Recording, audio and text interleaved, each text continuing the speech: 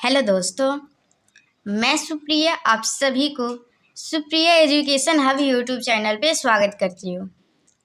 आज के वीडियो में क्या होने वाला है, देखिए मैं आप सभी को देखिए ये वीडियो जो है ना, हम लोग क्वेश्चन बैंक का सोल्यूशन मैथमेटिक्स ऑनर्स का पूरा करते हैं। ये आप लोगों को तो पता ही होगा, ठीक है। तो फिर हम लोग क्या करने वाले हैं आज की वीडियो में, मैं आप लोगों को पेपर 3 का बहुत सारा कंटेंट प्रोवाइड करवा चुकी हूँ, या फिर उसका हैंड रिटन नोट से उसका एक्सप्लेनेशन हो या फिर क्वेश्चन बैंक सॉल्यूशन हो। लगभग आप लोगों को सब कुछ पेपर 3 का मिल चुका है, लेकिन पेपर 4 का इस चैनल पे डिफरेंशियल इक्वेशन के अलावा कोई और चैप्टर का क्वेश्चन बैंक का सॉल्यूशन नहीं करवाया गया है। लेकिन एग्जामिनेशन तो वो तो मैं 19 से 22 सेशन वाले स्टूडेंट के लिए करवाई थी, लेकिन अभी तो आगे भी तो स्टूडेंट जो है जो एग्जाम देंगे, जैसे 20 से 23 हो गए, 21 से 24 हो गए, उन लोगों को भी तो क्वेश्चन बैंक बनाना होगा। तो आज के वीडियो में हम लोग वही करने वाले हैं। वेक्टर कैलकुलस का 2020 का देख सकते हैं आप लोग, 2020 का क्वेश्चन बैंक का सॉल्यूशन करेंगे। सबसे पहले ये बता दें, वेक्टर कैलकुलस से हर साल 3 क्वेश्चन आप लोगों के एग्जामिनेशन में पूछे जाते हैं, और वेक्टर कैलकुलस इतना इजी चैप्टर आप लोगों को कोई नहीं मिलेगा। स्टैटिक्स डायनामिक्स को समझना थोड़ा मुश्किल होता है, इसलिए उस दोनों में आप लोग एक एक क्वेश्चन कर लीजिएगा। तो 2 इधर हो गया, और टोटल आप लोगों को 6 बनाना होता है, तो आप लोग डिफरेंशियल इक्वेशन से 2 बना लीजिएगा और वेक्टर कैलकुलस से 2। लेकिन आप लोगों का टारगेट क्या होना चाहिए, आप लोगों का टारगेट होना चाहिए वेक्टर कैलकुलस के तीनों क्वेश्चन को अटेम्प्ट करना है, ठीक है। ये कुछ स्ट्रेटजी थी जो मैंने आप लोगों को बता दिया। अब क्या करेंगे हम लोग, अब हम लोग इस क्वेश्चन बैंक के सॉल्यूशन को सॉल्व करेंगे, ठीक है। तो अगर आप लोग चैनल पे पहली बार आए हैं तो आप लोग इस चैनल को सब्सक्राइब कर लीजिए, क्योंकि आप लोगों को इस चैनल पे क्वेश्चन बैंक का सॉल्यूशन का वीडियो हमेशा कोई ना कोई चैप्टर का, कोई ना कोई ईयर का आता ही रहता है। तो आप लोगों को बहुत ही फायदा करेगा अगर सब्सक्राइब कर लेते हैं तो, क्योंकि आप लोगों का कोई भी वीडियो छूटेगा नहीं, ठीक है। और एक बात कहना चाहती हूँ, अगर आप लोग पार्ट 1 में है या फिर पार्ट 2 में है या फिर पार्ट 3 में है, और पूरे 5 साल का question bank with all subsidiaries है, ओके, जितना फिजिक्स सब्सिडरी, केमिस्ट्री सब्सिडरी है, सारे सब्जेक्ट का क्वेश्चन बैंक चाहिए, ओनली क्वेश्चन, आप लोगों को सॉल्यूशन नहीं चाहिए, तो आप लोग ओनली क्वेश्चन का पीडीएफ भी मेरे से ले सकते हैं। बस आप लोगों को टेलीग्राम ग्रुप में ज्वाइन होना है, और उसका जो ऑनर है सुप्रिया कुमारी, उसको मैसेज कर दीजिएगा, हाँ मतलब कि है, और हाय करके, और जो भी चाहिए होगा आप लोग क्लियर लिख दीजिएगा, आप लोगों को प्रोवाइड करवा दिया जाएगा। उसका कुछ मेंटेनेंस चार्ज आप लोगों को पे करना पड़ सकता है, ठीक है। ये बातें होगी, कुछ भी चाहिए होगा, ये नहीं हैंड रिटन नोट्स भी चाहिए होगा मैथमेटिक्स ऑनर्स का, या क्वेश्चन बैंक चाहिए होगा, यहाँ तक कि क्वेश्चन बैंक सॉल्यूशन का पीडीएफ चाहिए होगा, तो भी आप लोग मुझसे कांटेक्ट करके ले सकते हैं। चलिए अब यहाँ पे सॉल्व करते हैं। सबसे पहला क्या है, defined vector product of 3 vector. तो आप लोगों को डिफिनेशन देना है vector product of 3 vector. 3 vector का वेक्टर प्रोडक्ट क्या होता है, 3 वेक्टर कहने का क्या मतलब है, यहाँ रफ में समझिए, मैं फिर आप लोगों को फेयर में तो दिखाऊंगी। ये ABC है, 3 वेक्टर है, तो इसका वेक्टर ट्रिपल प्रोडक्ट कहने का मतलब क्या होता है। तो वेक्टर ट्रिपल प्रोडक्ट कुछ इस प्रकार से होता है, एक वेक्टर लेंगे, इसका हम लोग क्रॉस प्रोडक्ट करेंगे क्या, अदर 2 के क्रॉस प्रोडक्ट के साथ। तो अदर 2 कौन कौन है, B क्रॉस C, और इसका क्रॉस किसके साथ करेंगे, A के साथ। तो यही हम लोग का कहलाता है क्या, वेक्टर ट्रिपल प्रोडक्ट। तो यही हम लोग ये जो लिखे हैं ना, इसी को हम लोग बस स्टेटमेंट के फॉर्म में लिखेंगे। तो ऐसा भी तो हो सकता है, देखिए इसका डिफिनेशन क्या बोलता है, वेक्टर प्रोडक्ट ऑफ 3 वेक्टर का, ABC कोई भी 3 वेक्टर ले लेंगे, तो आप लोग लिख लीजिएगा पहला लाइन में। लिखना कैसे ये भी मैं आप लोग को दिखाऊंगी, ये नहीं टेंशन लीजिएगा कि सिर्फ आप खुद से लिखना है, डोंट वरी अबाउट दैट। तो हम लोग का क्या करना है, ABC 3 वेक्टर ले लेंगे, तो लेट ABC भी यानी 3 वेक्टर, याद करने के लिए बता रहे हैं ऐसे। तो ABC 3 वेक्टर ले लिए, लेट ABC भी यानी 3 वेक्टर। तो then the cross product of 1 vector, तो हम लोग क्रॉस प्रोडक्ट करेंगे किसी एक वेक्टर का, किसके साथ, किसी अदर 2 वेक्टर के क्रॉस प्रोडक्ट के साथ। समझ में आया, इससे तो समझ में आ ही रहा होगा, डेफिनेशन समझिए। हम लोग क्रॉस प्रोडक्ट करेंगे किसी एक वेक्टर का किसी अदर 2 के क्रॉस प्रोडक्ट के साथ। तो ऐसा भी तो देखिए, ABC हम लोग 3 वेक्टर लिए ना, तो ऐसा भी तो हो सकता है, हम लोग V वेक्टर का एक वेक्टर ले लिए B, इसका क्रॉस करेंगे क्या, अदर 2 के क्रॉस के साथ। तो अदर 2 का क्रॉस क्या हो जाएगा, A क्रॉस C। तो ये भी हम लोगों का वेक्टर ट्रिपल प्रोडक्ट ही कहलाएगा। आप लोग ये मत सोचिएगा सिर्फ यही कहलाएगा, ऐसा भी तो हो सकता है हम लोग एक C वेक्टर ले लेंगे, और जो अदर बाकी है, कौन कौन बाकी है, A भी, तो उसका क्रॉस प्रोडक्ट करके इसके साथ क्रॉस करेंगे, तो ये भी आप लोगों का क्या कहलाएगा, वेक्टर ट्रिपल प्रोडक्ट कहलाएगा। समझ में आया। तो अगर आप लोगों को मानिए कि इसे याद नहीं है, ओके, डेफिनेशन अगर याद नहीं तो एग्जामिनेशन में इतना तो लिख ही सकते हैं ना, let ABC be any 3 vector, let ABC be any 3 vector, then the cross product of 1 vector, okay, then the cross product of 1 vector with, किसके साथ करेंगे, with the vector product of other 2 vector, okay, vector product या cross product दोनों एक ही बात है। With the vector product of other 2 vector is called vector product of 3 vector, okay, इतना आसान डिफिनेशन है, मैं आप लोगों को पूरा रटवाने की कोशिश कर रही हूँ, तो आप लोग बस ध्यान से सुनिए और कोशिश कीजिए समझने का, ठीक है। तो इसका पहले डिफिनेशन देना था, तो डिफिनेशन में आप लोगों को कोई दिक्कत आई? नहीं, कोई दिक्कत नहीं आई। Let a B C be any three vector then the vector product of one vector with the other two vector, मतलब कि उसका क्या हो जाएगा, with the vector product of other two vector is called the vector product of three vector. Fine. अब हम लोग देखेंगे क्या इसका ज्योमेट्रिकल इंटरप्रिटेशन क्या है। तो इसका ज्योमेट्रिकल इंटरप्रिटेशन कुछ नहीं होता है, इसका ज्योमेट्रिकल इंटरप्रिटेशन, और देखिए ये तो बात, चलिए मैं आप लोग को ये तो समझाना जो था वो समझा दी। अब चलिए इसका डेफिनेशन जो एक बुक में दिया हुआ रहता है, चाहे कहीं कोचिंग इंस्टीट्यूट पढ़ते हैं तो उसमें मिलता है, मतलब कि पढ़ाया जाता है, या फिर कहीं गेस्ट पेपर वगैरह में कुछ भी एक स्टैंडर्ड डिफिनेशन है, उसको देख लीजिए ताकि आप लोगों को नोट्स बनाने में सहूलियत होगी, ठीक है। चलिए ये रहा आप लोगों का, देखिए आप लोग को पीडीएफ जो प्रोवाइड करवाया जाएगा ना, तो ये मेरा हैंड राइटिंग है, तो ये उतना अच्छा हैंड राइटिंग नहीं है, तो मैं कंटेंट राइटर मतलब कि मैं बोली हुई हूँ किसी और को लिखने के लिए। ओके, तो डेट्स वाई मैं, देखिए मैं आप लोग को चार्ज क्यों करती हूँ, क्योंकि मैं किसी और को बोलती हूँ लिखने के लिए और वो लिख के देते हैं, तो उसको चार्ज देना पड़ता है। डेट्स वाई आप लोग से मैं चार्ज डिमांड करती हूँ, बोलती हूँ हाँ पे करना पड़ेगा, फिर आप लोगों को मिलेगा, ठीक है। चलिए क्या है, define vector product of three vector and give its geometrical interpretation. तो सबसे पहले क्या करेंगे, डेफिनेशन लिखेंगे। डेफिनेशन क्या कहता है, if A B C be any three vector, कोई भी तीन वेक्टर है, then the cross product of one vector, मतलब एक का क्रॉस प्रोडक्ट विथ किसके साथ करेंगे, with the vector product of other two vector is called the vector product of three vector. Fine. उसके बाद हम लोग इस प्रकार से कुछ डिनोट करते हैं, ए क्रॉस बी क्रॉस सी जब वेक्टर ट्रिपल प्रोडक्ट। और देखिए ये फॉर्मूला आप लोग बहुत सारा डेरिवेशन कीजिएगा तो आप लोग का इसका यूज होगा, ठीक है। इसको याद रखिएगा, ए क्रॉस बी क्रॉस सी का। देखिए अब इसको मैं याद करने का ट्रिक बता देती हूँ, क्योंकि याद करना थोड़ा सा मुश्किल हो जाता है, ठीक है। तो देखिए क्या है इसका ट्रिक, यहाँ पे आप लोगों का है ए क्रॉस बी क्रॉस सी है ना, तो आप लोगों को क्या करना होगा, ये जो याद करने का ट्रिक है ना, सो देखिए, तो यहाँ पे बी है तो यहाँ पे बी लिख दीजिए, और फिर यहाँ पे क्या है सी है तो सी लिख दीजिए, और दोनों के बीच माइनस लगा दीजिए, ठीक है। जो ब्रैकेट में है ना, ब्रैकेट में, तो ब्रैकेट में पहले है बी तो बी है, फिर माइनस क्या हो जाएगा सी। अब चलिए, अब जैसे ही हम लोग बी ले लिए तो क्या क्या बचा, ए और सी, तो ए और सी का डॉट प्रोडक्ट लिख देंगे। इसमें सी ले लिए सी, तो क्या बचा ए और बी, तो यहाँ पे क्या करेंगे ए डॉट बी कर देंगे, ठीक है। तो यही आप लोगों का हो जाता है वेक्टर ट्रिपल प्रोडक्ट का डेफिनेशन। ये वाला लाइन बहुत सारे स्टूडेंट को नहीं याद रहता है, तो मैं सोची क्यों ना इसका एक ट्रिक बना दूं ताकि स्टूडेंट को थोड़ा सा आसानी हो जाए याद करने में। डेट्स वाई मैंने ये ट्रिक बनाया, ठीक है। तो आप लोग देख लिए कैसे करेंगे, ये बी है तो यहाँ पहले बी है, फिर देखिए ब्रैकेट में जो भी टर्म है ना, देखिए अगर ये नहीं आके आप लोगों से अगर ये पूछ दिया जाए ए क्रॉस बी है ना, तो अगर मैं आप लोगों से पूछ दूँ तो इसका क्या हो जाएगा। तो इसका देखिए आप लोगों को क्या करना है, ए है तो यहाँ पे ए लिख दीजिएगा, फिर सी है तो सी लिख दीजिएगा, फिर माइनस कर दीजिएगा। ए का काम हो गया, बी डॉट सी बाकी है, यहाँ पे सी का काम हो गया, बी डॉट ए बाकी है। तो आप लोगों का ये कहलाएगा, क्या कहलाएगा, वेक्टर ट्रिपल प्रोडक्ट, ठीक है। यहाँ तक समझ में आ गया। अब चलिए इसका ज्योमेट्रिकल इंटरप्रिटेशन देख लेते हैं। तो geometrical meaning of vector triple product क्या कहता है, geometrical meaning, the vector triple product a cross b cross c represents a vector perpendicular to a and b cross c. देखिए अगर हम लोग कोई भी दो वेक्टर प्रोडक्ट लिखते हैं ना, ए क्रॉस बी, तो ये क्या रिप्रेजेंट करता है, ये रिप्रेजेंट करता है ए और बी की। देखिए एक वेक्टर ये और एक वेक्टर ये, तो ये दोनों के परपेंडिकुलर को दिखाता है। तो उसी तरीके से अगर यहाँ पे एक ए है और यहाँ पे बी क्रॉस सी है, तो ये ए और बी क्रॉस सी ये दोनों के परपेंडिकुलर लाइन को दिखाएगा। तो दी vector triple product represents a vector, एक वेक्टर रिप्रेजेंट करेगा जो परपेंडिकुलर होगा। ओके, ये वेक्टर रिप्रेजेंट करता है जो परपेंडिकुलर होता है किसके, ए और बी क्रॉस सी के होता है, ठीक है।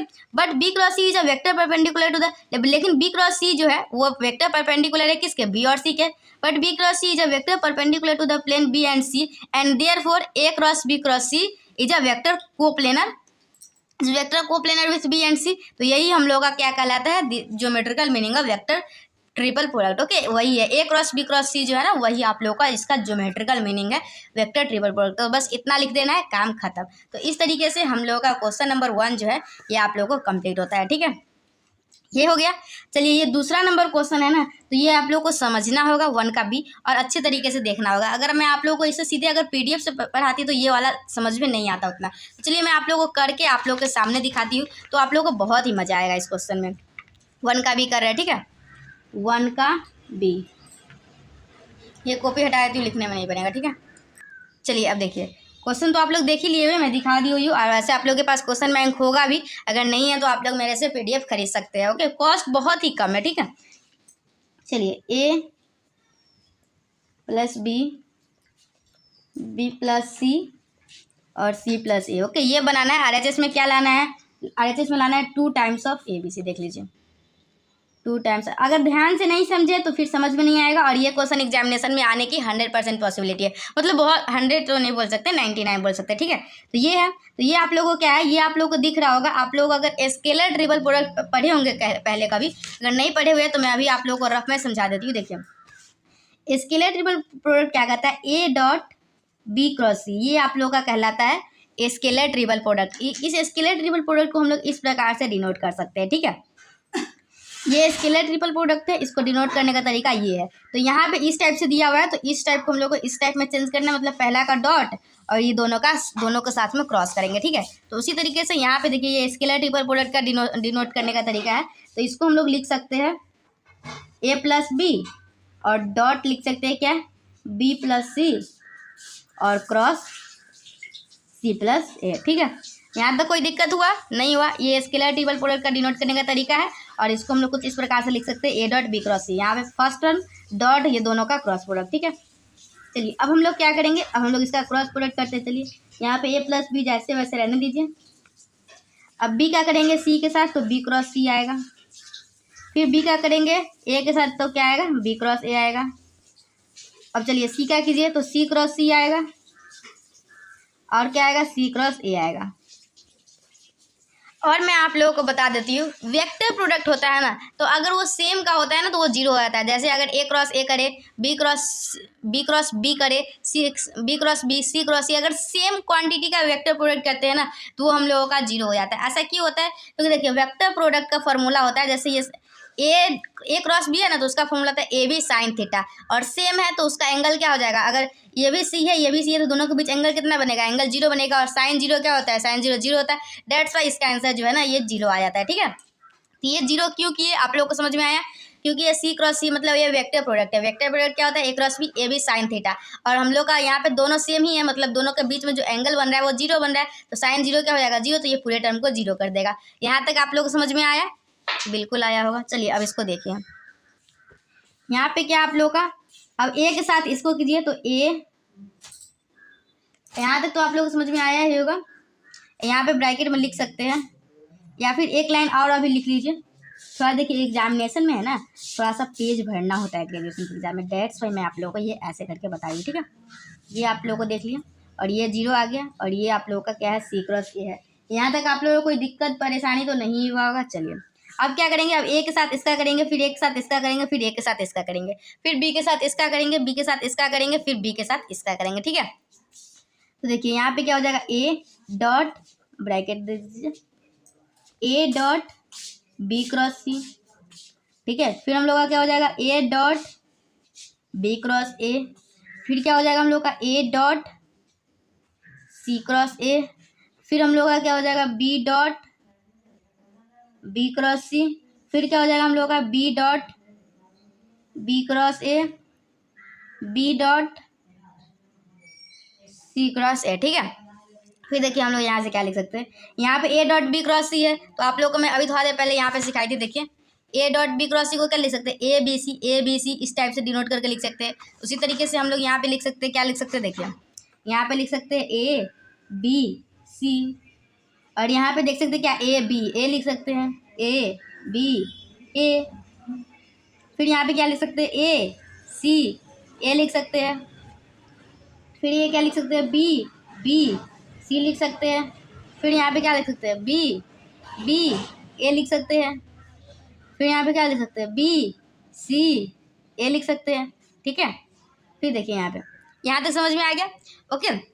देखिए अब आप लोगों का स्केलर ट्रिपल प्रोडक्ट होता है ना, उसका कुछ प्रॉपर्टीज होता है जो कि आप लोगों को पता होना चाहिए। अगर पहले से पता है तो अच्छी बात है, नहीं पता है तो मैं बता देती हूँ, टेंशन लेने वाली भी बात नहीं है। देखिए स्केलर ट्रिपल प्रोडक्ट का प्रॉपर्टी क्या होता है, अगर कोई भी यहाँ जो ये बॉक्स है, तो बॉक्स में अगर कोई दो सेम होता है तो उसका वैल्यू जीरो हो जाता है। अगर जैसे A B C में तीनों अलग अलग है, अगर कोई भी दो सेम होगा तो वो जीरो हो जाएगा, कोई भी दो। इसमें A दो सेम है तो इसका वैल्यू क्या हो जाएगा, जीरो आ जाएगा। इसमें भी A दो सेम है तो इसका वैल्यू क्या आएगा, जीरो आ जाएगा। इसमें भी B भी दो सेम है तो जीरो आ जाएगा। इसमें B भी दो, ठीक है, तो ये भी जीरो आ जाएगा। इतना समझ गया? ये स्केलर ट्रिपल प्रोडक्ट का हम लोग का प्रॉपर्टीज है, उसकी मदद से हम लोग ये काम किया, ठीक है। तो यहाँ पे आप लोगों को क्या आ जाता है, यहाँ पे आ जाता है A B सी, और यहाँ पे क्या आ जाता है बी सी ए। ठीक है, समझ में आ गया। अब हम लोग क्या करेंगे, देखिए आप लोगों का एक स्केलर ट्रिपल प्रोडक्ट का प्रॉपर्टी है, अगर आप लोग उसको साइक्लिक में चेंज करते हैं तो उसका वैल्यू नहीं बदलता है। मतलब ए बी सी तो है ही, आप लोग जैसे ए बी सी साइक्लिक कहने का मतलब है ये ए है, ये बी है, ये सी है। तो अगर देखिए अगर आप लोग का बी सी ए लिखा हुआ है ना, बी सी ए, तो आप लोग ए बी सी उसको लिख सकते हैं, वैल्यू दोनों का सेम ही होगा। तो बी सी ए को हम लोग ए बी सी लिख सकते हैं। अगर कोई दो को चेंज करते हैं ना इसमें, तो आप लोग का ये साइन माइनस में आ जाता है। लेकिन मतलब कि इसको साइक्लिक में चेंज करेंगे तो वैल्यू सेम ही रहता है, चेंज नहीं होता है। तो A B C plus A B C क्या हो जाएगा, 2 times of A B C, और यही हम लोगों का क्या है आर एच एस। तो इस तरीके से हम लोग एल एच एस लेके चले और आर एच एस इक्वल आ गया। तो हम लोग का ये क्वेश्चन दिखा दिए। ओके, सोड ऐड करना था तो 1 का ए बना लिए, 1 का बी बना लिए। कोई दिक्कत परेशानी हुई नहीं हुआ होगा। चलिए दूसरा क्वेश्चन नंबर क्या है, so that the necessary and sufficient condition for the vector function a t to be a constant is d a by d t equal to 0। तो देखिए आप लोगों को जब भी एग्जामिनेशन में necessary and sufficient condition prove करना होता है तो इसमें दो बातों का ध्यान रखना होता है। एक बार एक कंडीशन लेके दूसरे को करना होता है, एक बार दूसरे कंडीशन को लेकर पहला का करना होता है। चलिए कैसे करेंगे ये मैं आप लोगों को समझाऊंगी, इसकी टेंशन आप लोग बिल्कुल मत लीजिए, ठीक है। चलिए अभी इस क्वेश्चन को हम लोग सॉल्व करते हैं। इसमें बस हम लोगों को लिखा हुआ है, बस कहानी पढ़ना है, ये आप लोगों को बताना था। तो हम लोग क्या किए, देखिए यहाँ पे दिया हुआ है ए टी एक कांस्टेंट वेक्टर है, तो हम लोग मान लिए if a t B a constant vector. देखिए ए कांस्टेंट वेक्टर है ना, तो इसका डिफरेंशिएशन करेंगे तो क्या आएगा, डिफरेंशिएशन करेंगे तो 0 आएगा, ठीक है। देखिए तो हम लोग यहाँ पे क्या लिख सकते हैं, a of t plus delta T minus of a t, वो किसके बराबर आएगा, 0, एक नल वेक्टर के आएगा। उसके बाद हम लोग क्या करेंगे, इसमें जो है ना वो इसको डेल्टा टी से डिवाइड करेंगे पहले। ओके, इसमें पहले हम लोग का ए टी एक कांस्टेंट वेक्टर है, तो हम लोग क्या लिख सकते हैं उसको, A T plus delta T minus A T equal to 0, ठीक है। फिर हम लोग क्या करेंगे, इसमें डेल्टा टी से दोनों तरफ डिवाइड करेंगे तो 0 बाई एनीथिंग 0 ही आएगा, तो ये आ जाएगा। फिर हम लोग इसको ले लेंगे limit of delta T tends to 0, और जब हम लोग लिमिट लेते हैं डेल्टा टू टेंस टू 0, तो ये हम लोग का किसका फॉर्मूला है, ये हम लोग का जो है ना वो D a by d T का फॉर्मूला है, ठीक है। तो यहाँ से हम लोग का क्या आ जाता है, d a by d t equal to 0 आता है। क्या करना है हम लोग का, if a t be a constant vector then a T plus delta T minus A T equal to 0, 0 एक नल वेक्टर है, और उसका हम लोग क्या करेंगे, डेल्टा टी से डिवाइड करेंगे, फिर लिमिट ले लेंगे डेल्टा टी टेंस टू 0, तो हम लोग का ये आ जाएगा। तो ये कंडीशन आ गया। अब दूसरा बार में क्या करेंगे, दूसरा बार में हम लोग ले लेंगे क्या, D a by d t 0 है, तो हम लोग दिखाएंगे ए टी जो है ना वो एक कॉन्स्टेंट वेक्टर है। Okay, necessary and sufficient condition में आप लोग को इसी तरीके से करना होगा, ठीक है। तो उसका हम लोग क्या करेंगे, if d a by d t equal to 0, तो अगर ये 0 है, देखिए हम लोग एक फंक्शन खुद से माने हैं ए टी, जो कि किसके बराबर है, एफ ऑफ टी, मतलब कि एक है फंक्शन में ए टी माने जो एक आई में, जे में, के में माने हैं, आई में एफ टी और जे में फाई टी और इसमें साई टी, ठीक है। तो हम लोग को d a by d t निकालना है, तो d a by d t क्या हो जाएगा, d a by d t, d phi by d t, d psi by d t, और d a by d t यहाँ पे क्या है 0 है, तो ये 0 हो जाएगा, और ये इसके बराबर हो जाएगा। तो अगर ये 0 है तो क्या इसके सारे के सारे एलिमेंट को 0 होना होगा, मतलब d f by d t 0 हो जाएगा, d psi by d t 0 हो जाएगा, d phi by d t 0 हो जाएगा, d psi by d t 0 हो जाएगा। तो यहाँ से हम लोग का ये आ गया। तो अगर ये हम लोग का किसी भी वेक्टर का डिफरेंशिएशन करते हैं और वो 0 आता है, मतलब वो एक कांस्टेंट फंक्शन है, मतलब यहाँ से हम लोग क्या बोल सकते हैं, f phi psi are constant scalar function. तो अगर ये आप लोग का ये एक ए टी माने हैं, ये भी कांस्टेंट, ये भी कांस्टेंट, ये भी कांस्टेंट, तो ये टी भी कांस्टेंट हो जाएगा। तो यहाँ से हम लोग दिखा देंगे क्या, hence A T is constant. Necessary and sufficient condition में क्या करना होता है, पहले ए टी कांस्टेंट मान लिए, d a by d t equal to 0 proof कर दिए। फिर सेकंड कंडीशन में क्या किया, d a by d t 0 मान लिए और ए टी कांस्टेंट है वो प्रूफ कर दिए, ठीक है। चलिए नेक्स्ट क्वेश्चन क्या है, नेक्स्ट क्वेश्चन क्या है, अगर ए एक यूनिट वेक्टर है तो हम लोग को प्रूफ करना है a cross d a by d t equal to, जो किसके बराबर होता है, d a by d t के बराबर होता है। तो हम लोग का क्या दिया हुआ है, ए एक यूनिट वेक्टर है। यूनिट वेक्टर कहने का क्या मतलब है, उसका मैग्नीट्यूड 1 होगा। तो since a is a unit vector, therefore a का मैग्नीट्यूड किसके बराबर आएगा, 1 के बराबर आएगा। नाउ ए डॉट ए, अगर दो का डॉट प्रोडक्ट करते हैं तो क्या फॉर्मूला होता है उसका, ए बी कॉस थीटा। तो यहाँ ए बी की जगह पे ए ही है, तो ए इंटू कॉस थीटा। यहाँ पे ए दोनों के बीच में एंगल कितना बनेगा, 0 बनेगा। कॉस 0 का वैल्यू 1 होता है, और ए भी 1 है, ये भी 1, ये भी 1। तो आप लोग का ए डॉट ए क्या आ गया, 1 आ गया। तो हम लोग क्या करेंगे, इसका डिफरेंशिएशन करेंगे तो क्या आता है, देखिए डी बाई डी टी क्या आ जाएगा, ए डॉट ए कॉन्स्टेंट 1 है, 1 का डिफरेंशिएशन क्या आ जाएगा, 0 आ जाएगा। मतलब इसको क्या करें, कैसे डिफरेंशिएशन करेंगे, ए कांस्टेंट है, इसका डिफरेंशिएशन प्लस इसका डिफरेंशिएशन इंटू इंटू ये कांस्टेंट है। तो हम लोग का यहाँ से क्या आ गया a into D by d t, और इसको हम लोग देखिए डॉट प्रोडक्ट में a डॉट b बराबर होता है b डॉट a का, ये लेकिन क्रॉस प्रोडक्ट में a क्रॉस b माइनस और b क्रॉस a के बराबर होता है। तो इस बात का आप लोग ध्यान रखिएगा, ठीक है। तो हम लोग यहाँ भी क्या लिख सकते हैं, a dot d by d t equal to 0 और a dot d by d t plus a dot d by d t क्या आ जाएगा 2a d by d t equal to 0। तो यहाँ से आ जाएगा a into a dot d by d t equal to 0। तो हम लोग क्या बोलते हैं, अगर किसी भी दो वेक्टर का डॉट प्रोडक्ट 0 आता है तो हम लोग कहते हैं क्या ए जो है मतलब पहला दूसरे के परपेंडिकुलर है। तो हम लोग यहाँ से बोल सकते हैं a is perpendicular to d a by d t. चलिए ये हो गया। अब हम लोग को निकालना क्या है, ये तो दिखा दिए क्या ए और d a by d T जो है ना वो आपस में परपेंडिकुलर है। अब हम लोग दिखाएंगे a cross d a by d t. तो यहाँ से क्या आ जाएगा ए मतलब ए का मैग्नीट्यूड बी का मैग्नीट्यूड और साइन थीटा, और जब क्रॉस प्रोडक्ट करते हैं तो एक यूनिट वेक्टर भी आता है, ठीक है। तो जहाँ पे एन कैप क्या है, एक यूनिट वेक्टर है जो कि परपेंडिकुलर है ए और d a by d t के, ठीक है। तो यहाँ से हम लोग का क्या आ जाएगा देख लीजिए, a cross d a by d t आ जाएगा d a by d t into a का वैल्यू 1 है, ओके, ए का मैग्नीट्यूड 1 है, क्यों, क्योंकि ए इज एक यूनिट वेक्टर है। तो यहाँ से ये आ जाएगा। तो हम लोग यहाँ से हम लोग का ये प्रूफ होता है a cross d a by d t equal to, ये एक यूनिट वेक्टर है, ठीक है, बस यूनिट वेक्टर है, डी ए मतलब ये डायरेक्शन बताता है सिर्फ, ओके, और ये equal to d a by d t. और हम लोग को यही प्रूफ करना था। तो इस तरीके से हम लोग का क्वेश्चन नंबर 2 का बी भी समाप्त होता है। चलिए क्वेश्चन बैंक थोड़ा सा क्वेश्चन बैंक ले आई हूँ। कंप्लीट 5, ये दोनों सिर्फ बाकी है, करें अब इसको। चलिए ज़्यादा टाइम वेस्ट नहीं करें, सीधा क्वेश्चन पे आइए। यहाँ पे क्या proof that curl of u plus minus v equal to curl of u plus minus curl of v. Curl क्या होता है ये समझिए। देखिए एक होता है कर्ल होता है, एक होता है डाइवर्जेंस होता है और एक होता है ग्रेडियंट होता है। तो कर्ल हम लोगों का होता है डेल्टा, मतलब कर्ल एफ है तो मतलब डेल्टा क्रॉस एफ, ये हम लोग का कहलाता है कर्ल। यही आप लोग को डाइवर्जेंस की बात किया जाएगा तो डेल्टा डॉट एफ। यही आप लोग को ग्रेडियंट के बारे में बात किया जाए तो आप लोग का सीधा हो जाता है डेल्टा, मतलब कि इसमें डॉट प्रोडक्ट होता है, इसमें क्रॉस प्रोडक्ट होता है और इसमें सीधा मल्टीप्लिकेशन होता है, ठीक है। तो हम लोग का यहाँ कर्ल है, कर्ल मतलब क्रॉस प्रोडक्ट होगा। कर्ल क्या है, कर्ल मतलब होता है, कर्ल का डिनोट होता है डेल्टा। और ये डेल्टा को नेबला भी पढ़ते हैं बहुत सारे टीचर लोग, या फिर डेल्टा ही पढ़ लेते हैं। तो डेल्टा ही पढ़िए, ज़्यादा मतलब कुछ भी पढ़ लीजिए आप लोगों की मर्जी। तो ये डेल्टा है और ये डेल्टा का वैल्यू होता है i del upon del x plus j del upon del y plus k del upon del z, ठीक है। तो यहाँ पर डेल्टा है, क्रॉस करना है किसका, यू प्लस वी के साथ। तो हम लोग ये दोनों को अलग अलग करेंगे तो ये आ जाएगा i del u upon del x plus z, ये और ये आ जाएगा, ठीक है। तो मतलब कि ये दो ये क्रॉस प्रोडक्ट के साथ आ रहा है यू, तो हम लोग का ये कहलाता है कर्ल यू, और यहाँ प्लस माइनस है तो ये हम लोग का कहलाएगा कर्ल बी। तो इस तरीके से हम लोग इसको प्रूव करेंगे। फिर हम लोग का नेक्स्ट क्या है, curl of gradient phi equal to 0। तो हम लोग कह लेते हैं इसमें क्या है, कर्ल ऑफ ग्रेडियंट 5। कर्ल क्या होता है, देखिए पहले हम लोग ग्रेडियंट फाई निकालेंगे। तो ग्रेडियंट फाई मतलब डेल्टा डॉट फाई हो जाएगा। डेल्टा का वैल्यू क्या होता है, पहले ही बताइए, डेल्टा का वैल्यू होता है i del upon del x plus j del upon del y plus k del upon del y, और डॉट किसके साथ, फाई के साथ। तो ये फाई इसके साथ भी चला जाएगा, ये फाई इसके साथ भी जाएगा, ये फाई इसके साथ भी जाएगा। तो ये क्या आ गया, हम लोग का ग्रेडियंट आ गया। अब हम लोग को क्या निकालना है, कर्ल ऑफ ग्रेडियंट फाई। तो हम लोग कर्ल मतलब क्रॉस प्रोडक्ट करना होता है डेल्टा के साथ, मतलब delta cross gradient of phi. Delta का वैल्यू क्या होता है, i del upon del x plus j del upon del y plus k del upon del k. इसका क्रॉस किसके साथ होता है, इसके साथ होता है ग्रेडियंट फाइव के साथ। तो ये दोनों का क्रॉस प्रोडक्ट आप लोग क्लास 11th में ही सीखे होंगे, 12th में भी सीखे थे, 11th में भी सीखे थे। 11th में फिजिक्स वाले टीचर सिखाए थे, 12th में मैथ्स में पढ़ना है, ठीक है।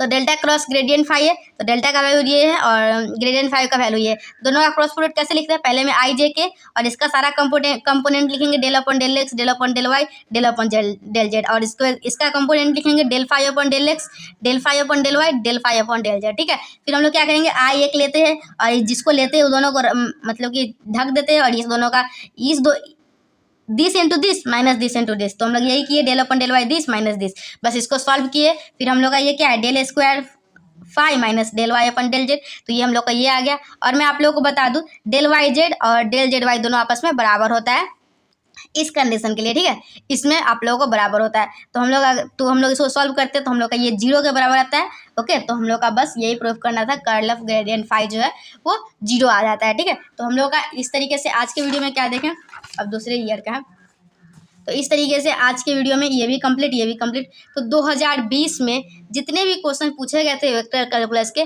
मैं आप लोगों को करवा दी। आप लोग को ये वीडियो कैसा लगा मुझे कमेंट सेक्शन में बताइए। फिर हम लोग नेक्स्ट वीडियो में 2019 करेंगे, फिर 18 करेंगे, फिर 17 करेंगे, फिर 16 करेंगे, फिर 15 करेंगे, और इस तरीके से हम लोग का वेक्टर कैलकुलस जब पूरा कंप्लीट हो जाएगा तो फिर हम लोग दूसरे चैप्टर में मूव करेंगे। एक वीडियो एक ईयर, ठीक है।